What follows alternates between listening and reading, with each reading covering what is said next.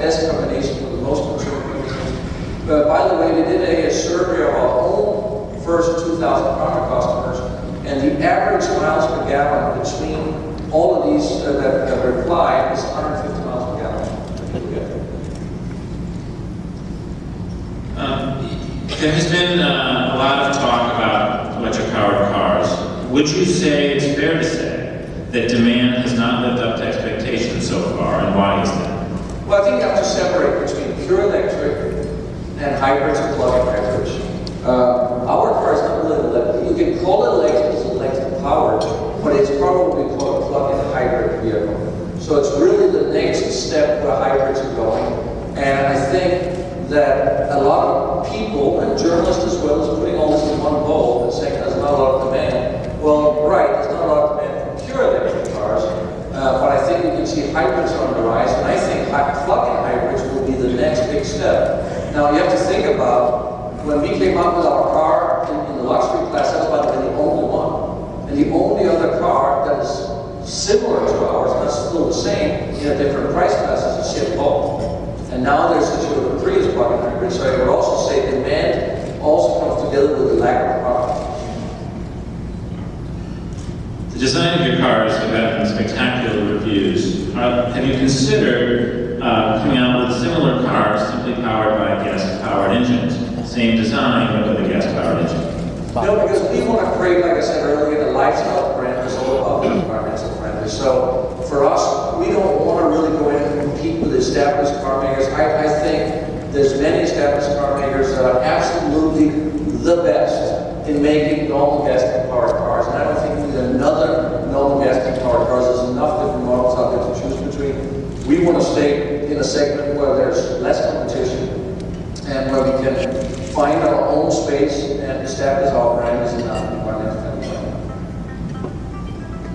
From an engineering point of view, do gas-powered engines have any limitations?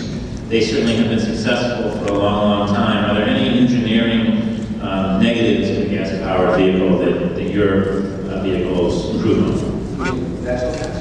So just, again, cars have been diesel-powered, gas-powered forever. What are the limitations of those engines by themselves? Well, I think you always see a constant improvement of gas cars, but the point of having, let's say, our powertrain is that you can do your entire daily or weekly commute without using one drop of gasoline. And obviously, the electricity that we use here in the U.S. are created here in the U.S.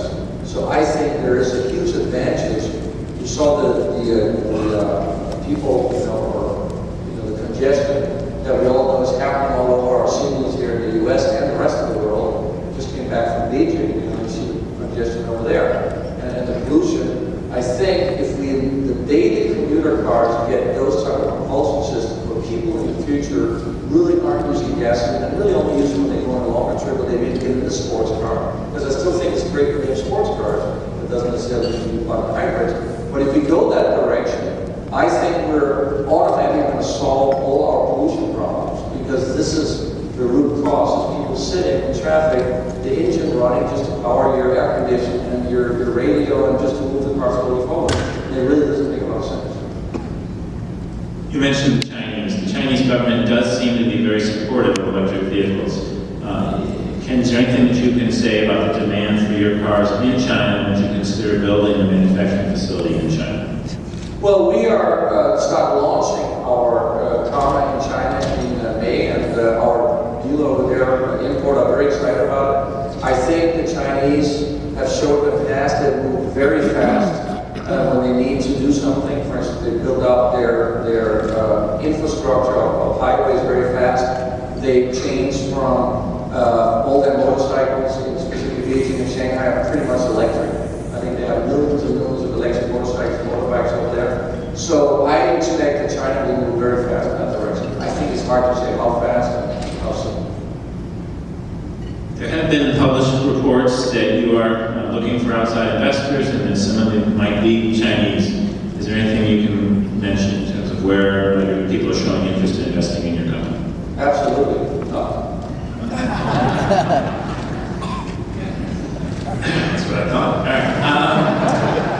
right. So take a step back and you start your presentation talking about competing against branded companies. And I wanted to ask you about this because in the US we've had lots of very successful companies formed in the last 10 years. And yet, when you think about car companies, Ford was founded in 1903, Buick in 1903, Dodge 1914, Cadillac 1902, Chevrolet 1911. You could argue we've had a bad century in terms of inventing new car companies.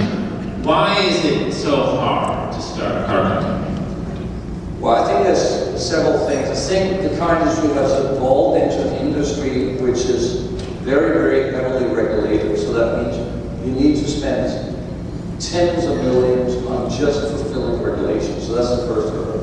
The second is that just to develop vehicles to the standards that we need today, it is extremely capital intensive. So most other businesses, if you want to one day have a restaurant chain of 1,000 restaurants, you can start with one little restaurant and you can invest a couple $100,000 and you can get going. That just doesn't work in car industry. You need hundreds of millions.